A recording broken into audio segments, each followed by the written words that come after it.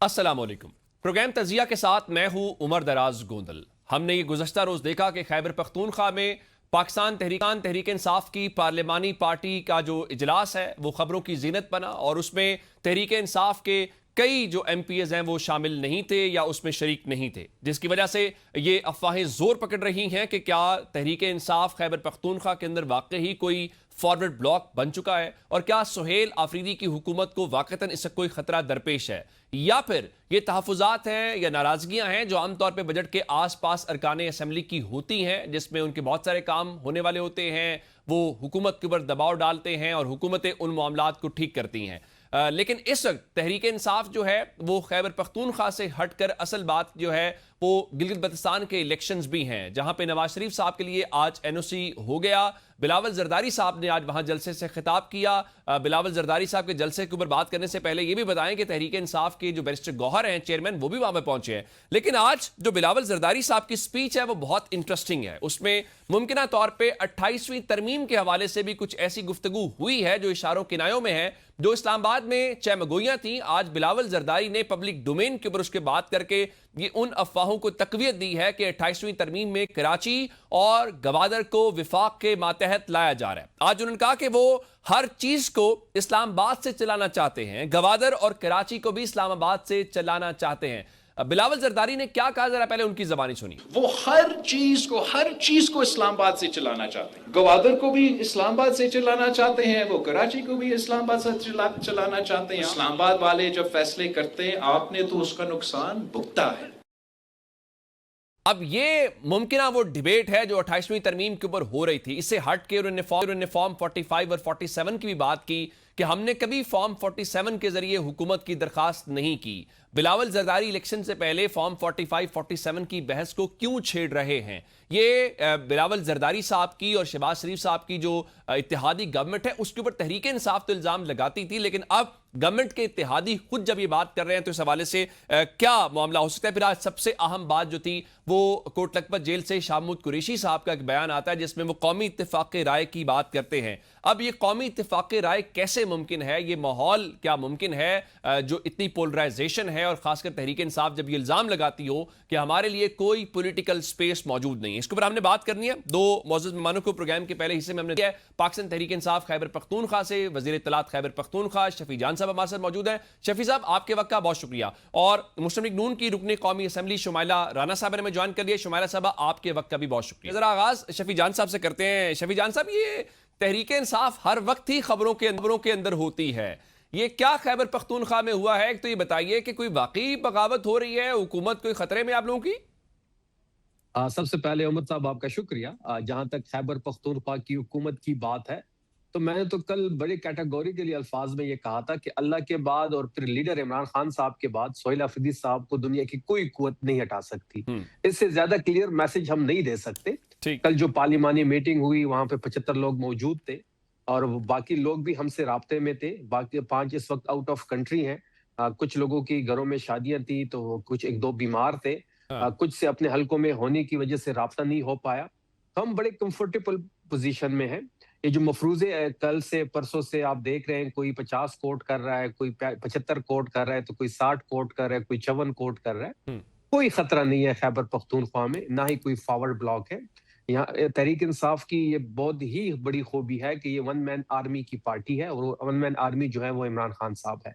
इमरान खान साहब ही तहरीक इंसाफ है और तहरीक इंसाफ ही इमरान खान साहब है।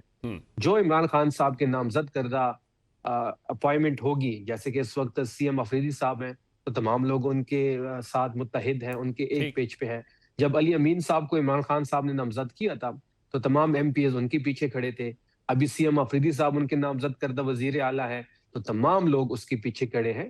तहरीक इंसाफ में कोई ये सोच भी नहीं सकता कि ट्रैक से इधर उधर हो जाएगा। आपने देखा होगा जिसने इमरान खान साहब के नजरिए को छोड़ा, बड़े से बड़ा लीडर था, आज वो पाकिस्तान की सियासत के मंजरनामे में नहीं है।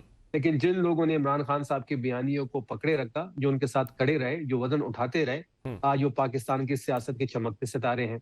तो बात बड़ी वाज़ेह है कि महमूद खान, परवेज खटक उसकी जिंदा मिसालें हैं कि जिन्होंने इमरान खान साहब को दगा दिया, आज वो किधर है। ठीक। तो अच्छा, बात आप नंबर 75 का कह रहे हैं। 92 के आपके टोटल नंबर में से कल यही था कि 25 के आसपास लोग थे।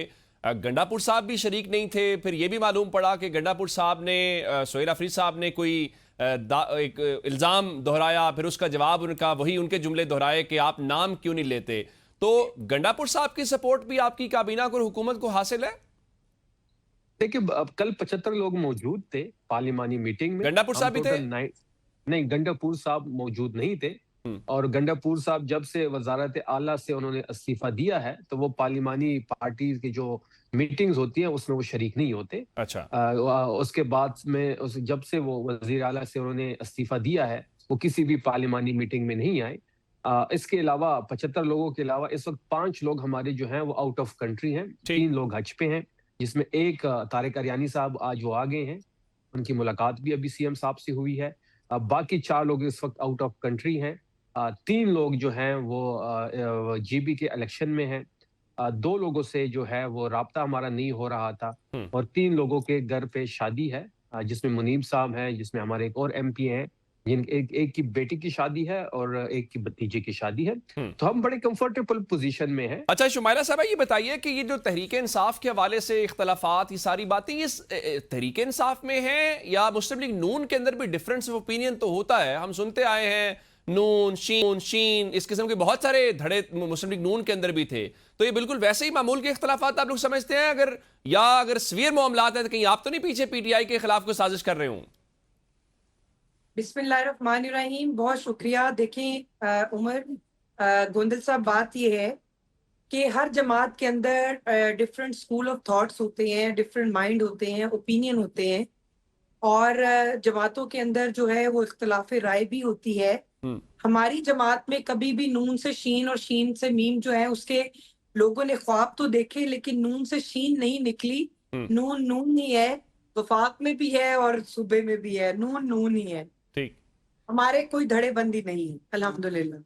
दूसरी बात यह है कि हमारी माशाल्लाह इतनी बड़ी जमात है और हमें किसी दूसरी जमात में तोड़ फोड़ करने की या उसको जो है वो डिस्ट्रॉय करने की हमें तो जरूरत ही नहीं है। लेकिन जो बंदा खुद अपने पैरों पे कुल्हाड़ी मारे तो उसको अब क्या कर सकते हैं। अब देखिए ना, इनके शुरू से आप देखिए डिसीजंस जो है पता नहीं कौन लेता है।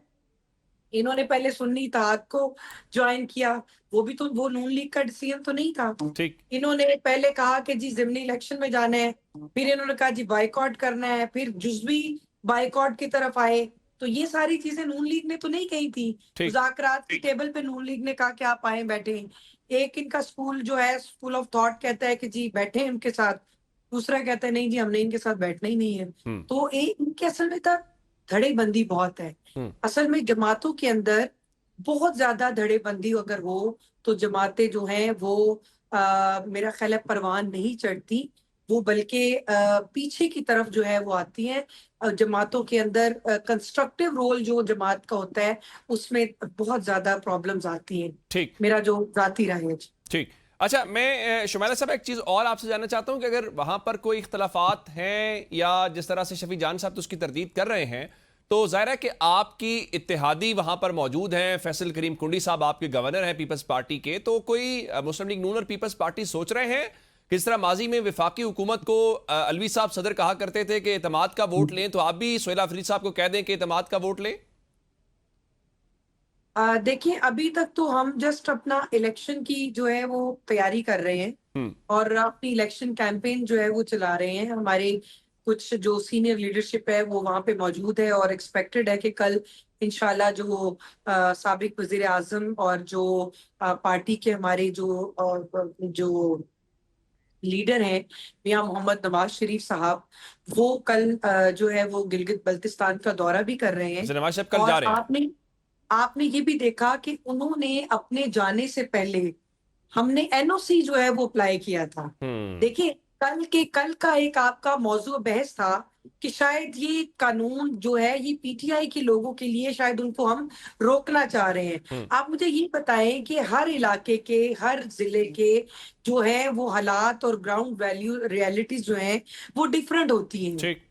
और दूसरी बात यह है कि अगर लाहौर में आप मूव कर रहे हैं तो माइट भी आपको किसी से इजाजत लेने की जरूरत नहीं, लेकिन आप कुछ ऐसे एरियाज में जाते हैं जहाँ पे सिक्योरिटी थ्रेट और इश्यूज होते हैं, वहां पे आपको लोकल गवर्नमेंट को जिला इंतजामिया के नोटिस में लेकर आना बहुत जरूरी होता है। ठीक। और मैं ये समझती हूँ कि अगर एनओसी इलेक्शन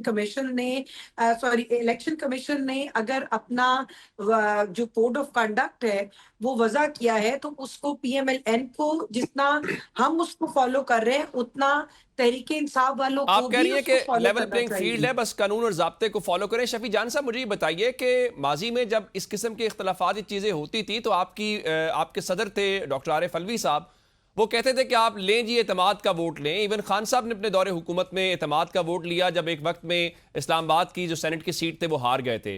तो अब अगर नंबर आपके पास पूरा जो आप कह रहे हैं कोई किसी किस्म का मसला नहीं है, तो कोई ऐसा अगर गवर्नर साहब कहें या ना कहें, सोहेल आफरीदी और आपकी हुकूमत कोई इस किस्म का इरादा रखती है कि खैबर पख्तूनख्वा असेंबली से एतमाद का वोट लिया जाए ताकि नंबर शो कर दिया जाए?